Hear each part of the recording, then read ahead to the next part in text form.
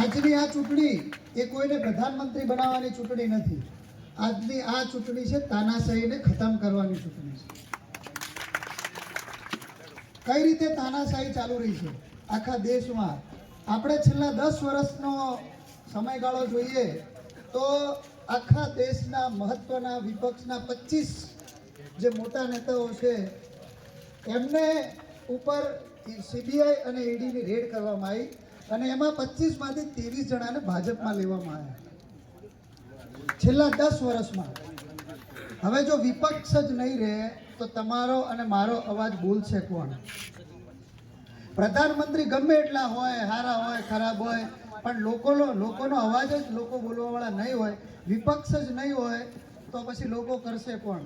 તમારી તકલીફ બોલવાવાળા કોઈ નહીં હોય તો એ વાત સાંભળશે કોણ?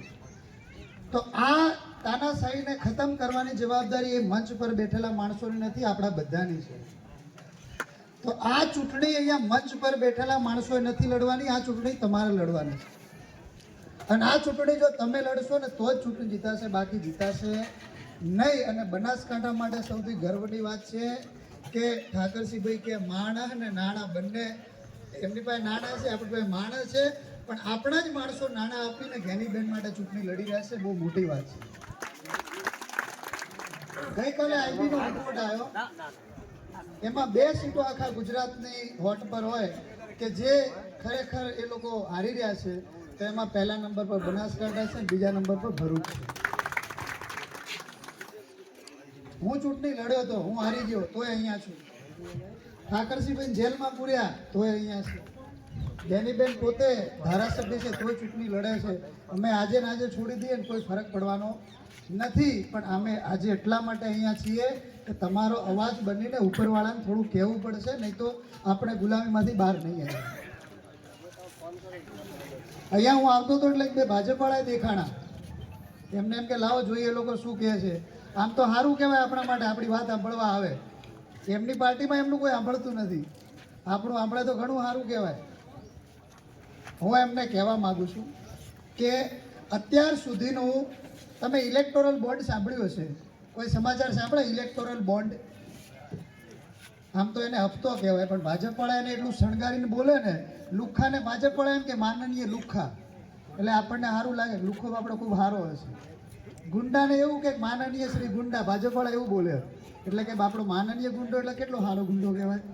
એવી ઇલેક્ટોરલ બોન્ડ એટલે હપ્તો. હું ડૉક્ટર છું, એક નાની વાત કરું. અત્યાર સુધીનું સૌથી મોટામાં મોટું કૌભાંડ હોય તો એ અમિત શાહ અને મોદીએ કરેલું એ ઇલેક્ટોરલ બોન્ડ. આપણા જીવ સાથે ખિલવાડ કર્યો હોય તો ઇલેક્ટોરલ બોન્ડે કર્યો છે. કઈ રીતે હું તમને સમજાવું? દવા બનાવતી 50 કંપનીઓ, કેટલી દવા બનાવતી 50 કંપનીઓ 800 કરોડ રૂપિયા ભારતીય જનતા પાર્ટીના ફાળામાં આપ્યા. અને ભારતીય જનતા પાર્ટી એવું કીધું કે તમે સબ સ્ટાન્ડર્ડ હલકી ક્વોલિટીની દવા બનાવો, અમને કોઈ વાંધો નથી, ભલે પ્રજાના માણસો દીકરાઓ મરતા અમને કોઈ વાંધો નથી.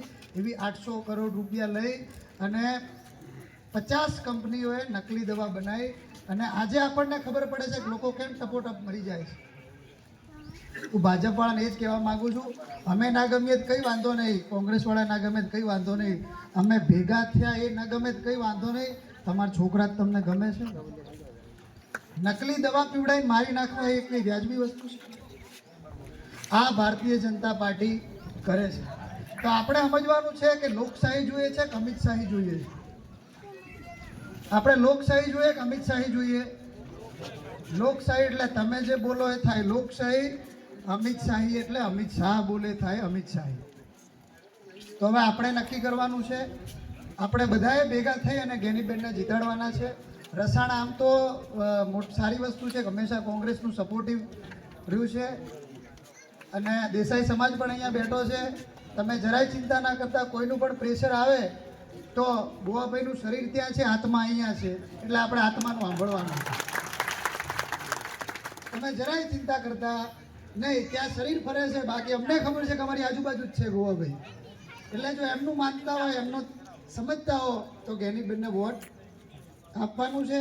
3000 જેટલા વોટર છે. અમારી ટીમ તમારો કોન્ટેક્ટ કરશે બૂથ કમિટી માટે, એના પ્લાનિંગ માટે, મેનેજમેન્ટ માટે. એમાં 30 યુવાનો, એક બૂથ 10 યુથ, 1 પર 10 માણસોને આપણે લગાડવાના છે, પ્લાનિંગ કરવાનું છે, બીજી આગળની વાતો એ કરશે. તો ટીમ કોન્ટેક્ટ કરશે, આપણે બધા ભેગા થઈ અને જ્ઞાનીબેનને જીતાડવાના છે.